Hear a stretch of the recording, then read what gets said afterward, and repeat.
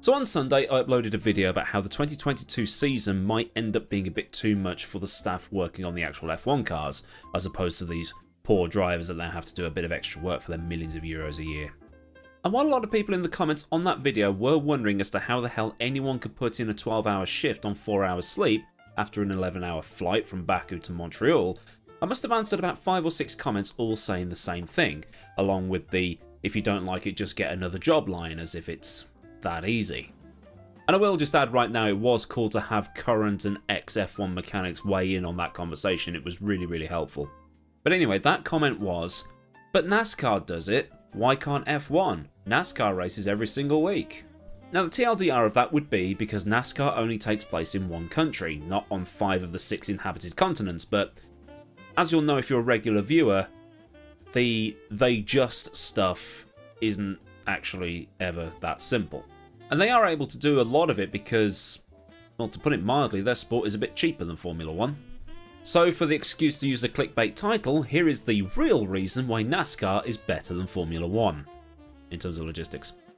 Now the United States is a pretty big place. It's not as big as Canada, but it's pretty big. It is, after all, a country the size of the United States.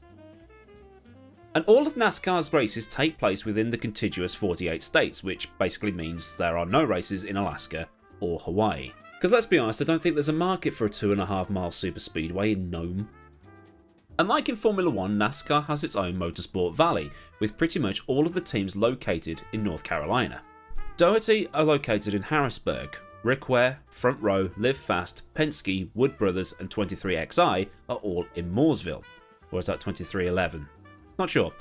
Richard Childress, Richard Petty and Trackhouse are in Welcome. Spire, Chip Ganassi, Roush and Hendrick are in Concord. Starcom is in Salisbury, Stuart Haas in Kannapolis and Joe Gibbs in Huntersville. So with that information in mind, we can look at where the teams are in relation to the circuits they visit over the course of the season, and that ridiculous playoff thing they do. Charlotte, Bristol, Nashville, Darlington, Martinsville, Richmond, Atlanta and Talladega are within a 6-hour drive of the team bases. It's 7 hours to Dover. It's 7 hours to Daytona, 8 to Pocono and about 10 or so to Indianapolis. And after each race, the teams can be back at their bases at some point on Monday after the race and have the cars ready for the next race shipped out on the Tuesday or the Wednesday depending on the travel times. But the massive elephant in the room is going to be that there is a race in California, and Nevada, and Arizona. And this is where the West Coast Swing happens. Now the West Coast Swing isn't unfortunately one of the jazz tracks you're hearing in the background of this video. Now this portion of the video is based off how Hendrick did things back in the 2017 season, so the calendar has changed ever so slightly since then, so this is just an example and not exactly how they did it this year. Team haulers carrying 2 cars each head out to Vegas early on the Tuesday morning, and they take 2 cars each because if they took just 1 each and it got smashed up, they're a little bit screwed for the race. Total driving time to Vegas, assuming no stops, is 33 hours, and it takes them through North Carolina, Tennessee, Arkansas, Oklahoma, Texas, New Mexico, Arizona, and across the Hoover Dam, avoiding the Legion and the NCR, into Nevada. For the race crew, it's a 4.5-hour flight from Charlotte to McCarran and then a short drive to the track, which is in the northeast of the city near Nellis Air Force Base. Because this is the thing with these American racetracks, they're a bit like the old style English football grounds. They're located within the cities they're in, or at least just on the edge. And with America being so big, almost every large city they visit has some sort of commercial air traffic going in. And they take 4 of these haulers with them. Mercy sakes alive, looks like we got ourselves a convoy. While the race weekend is underway, so the Friday evening or early on the Saturday, 2 more lorries called swap haulers will head out to Vegas carrying the cars that will be used at the next race in Phoenix, and will arrive in Vegas at some point on the Sunday afternoon. Those lorries that delivered the cars to Phoenix will then take the cars used at Las Vegas back to Charlotte, while the rest of the stuff moves on to Arizona. The swap haulers will return to Charlotte by Tuesday afternoon, all being well, and swap the cars from Vegas for the ones to be used at Sonoma, which they will deliver to the team back at Phoenix.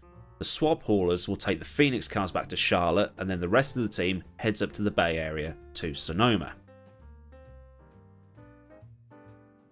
In the 2017, they went Vegas, Phoenix, Fontana, and in 2021, the calendar had them go straight from Charlotte to Sonoma and then back via Texas, where they'd have to deliver some oval-specific cars to Texas and then take the Sonoma cars back.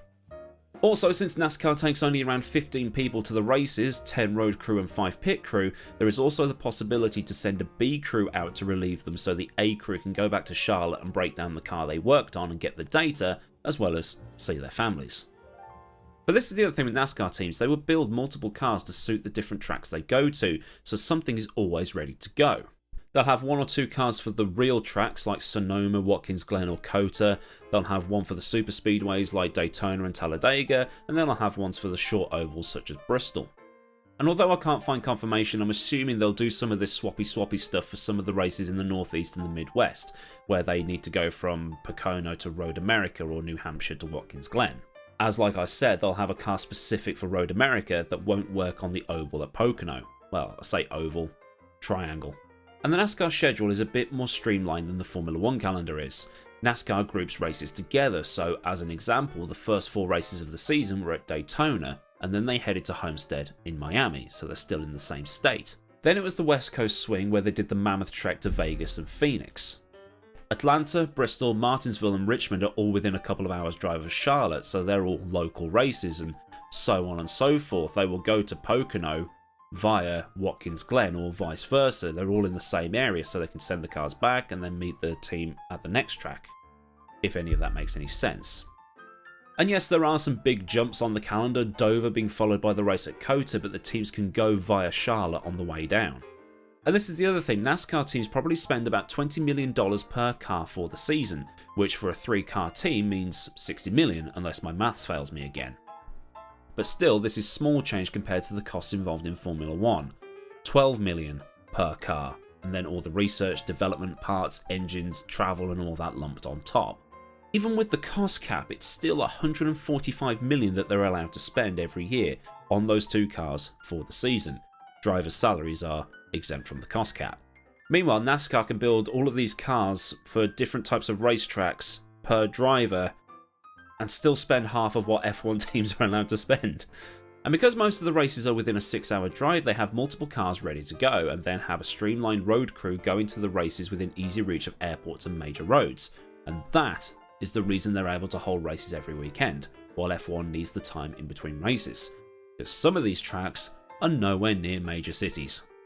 Charlotte to Montreal in 2012 as part of the Nationwide Series was 990 miles, and this was the week after the race at Watkins Glen in New York State. Baku to Montreal, meanwhile, is 5,500 miles, plus jet lag and a 12 to 14 hour day on 4 hours of sleep. And while NASCAR can do these 35 or so races in the season, those more in the know than me have said that it is becoming too much even for the drivers and the teams in that. Just getting rid of the playoff system that nobody understands might help a bit with that. And just go back to, having the winner of the series being the dude that finishes the season with the most points. At the same time, I hope that this has answered the question, and I didn't know any of this before I started making this video, so I've had to do a bit more reading than normal to get the answers. So, I've learned something, and I hope you have as well. Because like I said at the top of the video, it's often not as simple as people think, because 33 hours of driving, and that's without stopping for fuel, is a long time. And they have 2 drivers per hauler as well. So if you have learned something here today, give the video a like, and if you want to know when I do more stuff like how motorsport works, reactions to motorsport news, and looking at the weird and wonderful bits of motorsport history, then subscribe if you haven't already, and get that bell on so you never miss out on a future video. Massive thanks as ever go out to the good folk of Patreon. If you wish to join them in giving me a monthly tip, then you can do so by following the link in the description, as well as finding links to Discord and my social media and all that other good stuff. So until next time, I've been Millward. Have a great day wherever you live in the world, and I'll see you all again soon for another video. So until then, goodbye.